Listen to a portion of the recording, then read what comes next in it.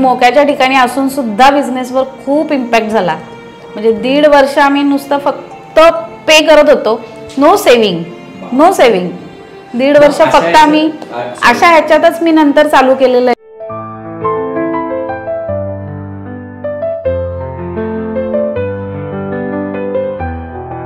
का daily madam?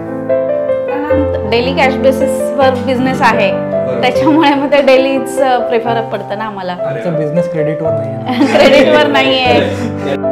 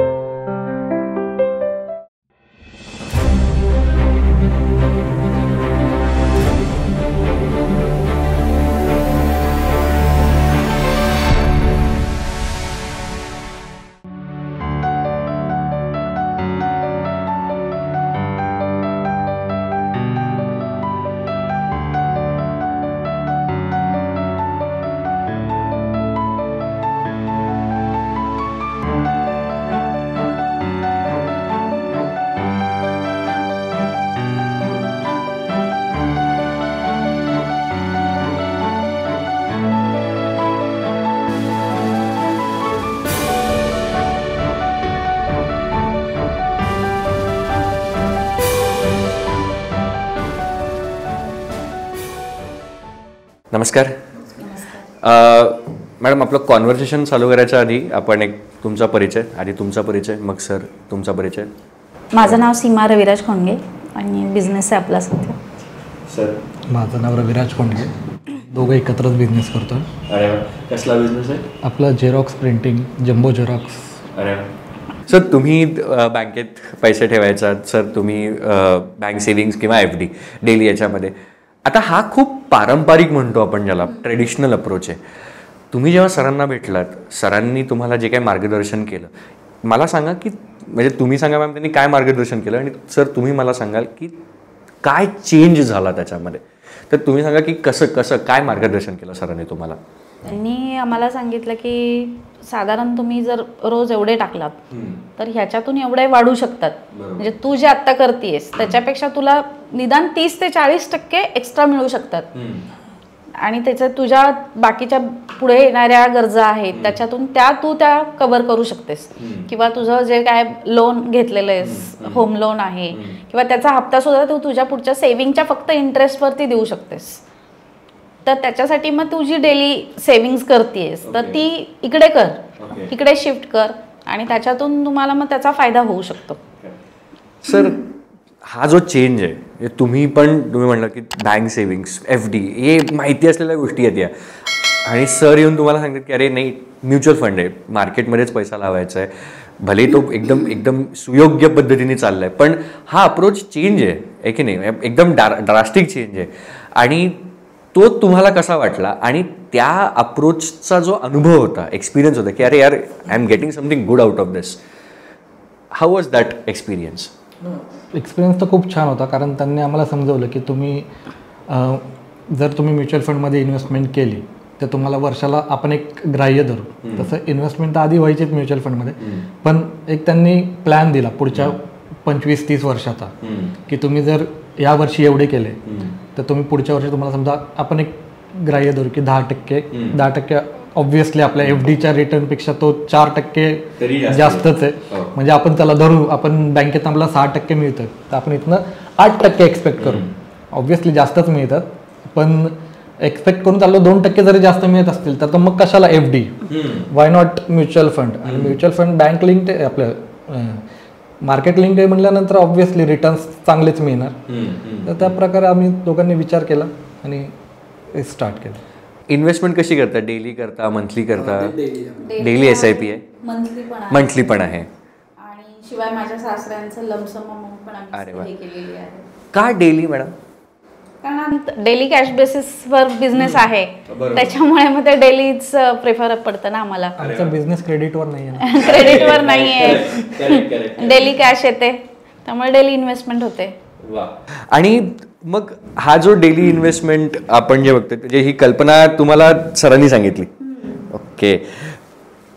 आता सरांच्या मार्गदर्शनाखाली आणि त्यांच्या गायडन्सच्या याच्यामध्ये काय काय तुमच्या आयुष्यात बदल होत गेले? बिकॉज बेटर फायनान्शियल प्लॅनिंगमुळे ना आपलं लाईफ पण चेंज होतं. कसं आहे, काही एखादे काही 1-2 अनुभव जर तुम्हाला सांगता आले तर सर? अजून तर इतक्यात सांगायचं झालं म्हणजे एक लमसम अमाऊंट आमची आता जनरेट झालेली, जी कधी लागली तर कधी लागले म्हणजे इमर्जन्सी किंवा काही आलं तरी ते सेफर साईड तुम्ही सेफ आहात ना, म्हणजे टेन्शन्स नाही. आतापर्यंत आम्ही इन्व्हेस्टमेंट करत होतो पण एवढी मोठी लमसम अमाऊंट आपली सेव्ह झाली आहे, हे मेंटली तेवढं पीसफुल आहे ना. बरोबर आहे. आणि इमर्जन्सी फंडची कल्पना बिझनेस करताना फक्त डोक्यात असते, बऱ्याच वेळेला ती आचरणात येत नाही. आता ती आली आहे म्हणजे अरे वा. आणि आता तुम्ही व्यावसायिक आहात, बिझनेस करता, तुमचे बिझनेस मधले लोक पण ओळखीचे आहेत, त्यांना त्यांच्यासोबत बोलताना या गोष्टी पुढे येतात का? आणि मग त्यांचे काय अप्रोचेस आहेत, तुमचे कसे अप्रोच आहेत, याच्यामध्ये काही साम्य आहेत, काही डिफरन्सेस आहेत, काय काय वाटतं तुम्हाला? बऱ्याच लोकांशी असं बोलणं होतं त्यावेळेला. काहींचे अप्रोचेस पॉझिटिव्ह असतात, काहींचे निगेटिव्ह असतात.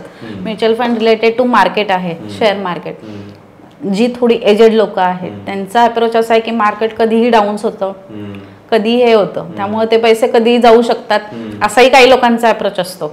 पण आमच्यासारखे आमच्या एज ग्रुप मधले जी लोक आहेत त्यांचा अप्रोच चांगला आहे या गोष्टीसाठी की ठीक आहे. सर तुम्ही काय सांगाल, जे नवीन जे व्यावसायिक येत आहेत, नवीन जे बिझनेस चालू करणार, तुम्ही जॉब करताना 10 वर्ष तुम्ही दोघांनी जॉब केला आणि मग तो सोडून, कारण की जॉब म्हटलं की सॅलरी येते, मला सॅलरी क्रेडिट झाली 1 तारखेला, मी सुखात आहे, बरे नंतरचे 5 दिवसात नंतर काहीतरी हो, पण बिझनेस म्हटलं की वेगळ्याच गोष्टी समोर येतात आपल्या. तर अशा याच्यामध्ये जे नवीन व्यावसायिक आहेत त्यांना तुम्ही काय सल्ला द्याल? नवीन व्यावसायिकांना एकच सल्ला देईल की जेवढे फंड तुम्हाला जमा करून ठेवता येईल तेवढे ठेवा, कारण कोरोनासारखी सिच्युएशन फ्युचरमध्ये कधी येऊ शकते. त्यामुळे त्या परिस्थितीसाठी तयार राहायला शिका आणि इट्स द बेस्ट वे, कारण हा पैसा तुमचा नुसता राहत नाही तर तो वाढतही जातोय. त्यामुळं त्या सिच्युएशनला तयार राहायचं असेल तर हा खूप बेस्ट वे आहे. तुम्ही ॲक्च्युली कोरोनाचं नाव काढलं, मला जरा त्याच्याबद्दलच विचारायचं आहे. तुम्ही कोरोनाच्या काळात कसं मॅनेज केलं सर? सेविंग्ज आम्ही जी घरी जे होतं त्याच्यावर पूर्ण 2 ते 3 महिने आम्ही घर चालवलं. त्याच्यानंतर भाडं होतं, म्हणजे माझा वरती बिझनेस होता तर ते 20,000 भाडं मंथली पे करायचं होतं.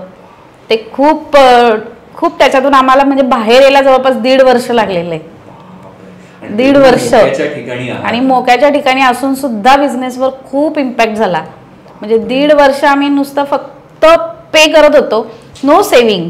1.5 वर्ष फक्त आम्ही अशा ह्याच्यातच मी नंतर चालू केलेलं आहे दादाकडे. म्हणजे 1 वर्ष कोरोना नंतर होते की 1 वर्षांनी चालू केलं ना आपण, 1-1.5 वर्षांनी, म्हणजे सेविंग करत होतो आम्ही, पण ते काढावं लागत होतं कारण बाकीचे खर्च, लोनचा हप्ता, म्हणजे गाडीचा हप्ता होता माझा, ह्याचा हप्ता, तर सगळे खर्च होतेच. आपण थांबलो आणि घर जॉईंट फॅमिली होतं, त्याचा सगळा खर्च खूप म्हणजे खूप सिच्युएशन वेगळी होती. नाही म्हणजे अच्छा, म्हणजे आणि म्हणजे मी आता आपल्या कॉन्व्हर्सेशनचे बोलताना आपण जरा 1-2 गोष्टी आपण प्रश्न काढतो, आपण हे करतो, समहाऊ माझ्या डोक्यात हा प्रश्नच नाही. आणि अचानक बोलता बोलता सर, आणि मग तेव्हा मला सुचलं, म्हटलं अरे बिकॉज तुमचा खरं, कारण की हा खूप रेग्युलरली लागणारा बिझनेस आहे. झेरॉक्स म्हटलं, प्रिंटिंग म्हटलं, जम्बो झेरॉक्स, लॅमिनेशन, या आपल्या इतक्या रेग्युलरच्या गोष्टी आहेत आणि समोरच्यासाठी ती 2 रुपये, तुम्हाला त्या 2 रुपयाच्या मागची किंमत माहिती आहे. आणि ते जेव्हा येत नाही कोरोनासारख्या काळामध्ये, आणि असं नाही की 1 महिना 2 महिना, 2 वर्ष मोठी कोरोनाची गेली आहेत त्याच्यामध्ये, खूपच छान. म्हणजे आणि मग त्याच्यातनंच तुम्ही त्यावेळेला अशी सिच्युएशन आली की आपण जॉब का सोडला असंही वाटलं मला. म्हणजे असं एक अशी सिच्युएशन होती की मी नको होतं सोडायला, पण आता नाही वाटत आहे. किंवा मी जेव्हा सोडला ना जॉब, त्यावेळेला आम्ही जे कमवलं आणि तिथून जे पुढे आलो ते तेव्हा असं वाटलं की आपला डिसिजन योग्य होता. पण कोरोनामध्ये असं एक फिलिंग आलं की नको होतं सोडायला आपण, म्हणजे एकाने तरी करायला हवं होतं. पण आता ठीक आहे, आता परत रुळावर आलेलो आहे. आणि आय थिंक आता सरांच्या मार्गदर्शनामुळे बरंच खूप एक क्लीन तुम्हाला वे मिळतोय याच्यामध्ये. अरे वा वा वा, क्या बात आहे. नाही एकदम म्हणजे मला खूपच ते सर म्हणाले आणि मला एकदम क्लिक झालं मला तिकडे. वा छान छान. Thank you so much. तुम्ही आम्हाला वेळ दिलात, खूप छान बोललात.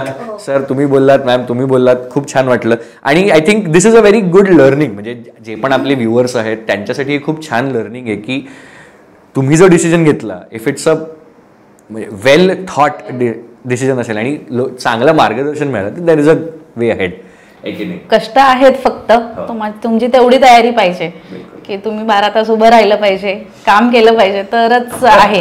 नाहीतर तुम्ही जॉबला आहे, मी पण बसूनच काम केलेलं आहे 8-8, 9-9 तास. पण इथे काम करणं म्हणजे मला 12 तास उभं राहणं आहे. तेवढे कष्ट तुम्ही केले तरच ठीक आहे, नाहीतर मग आहे. धन्यवाद. Thank you so much.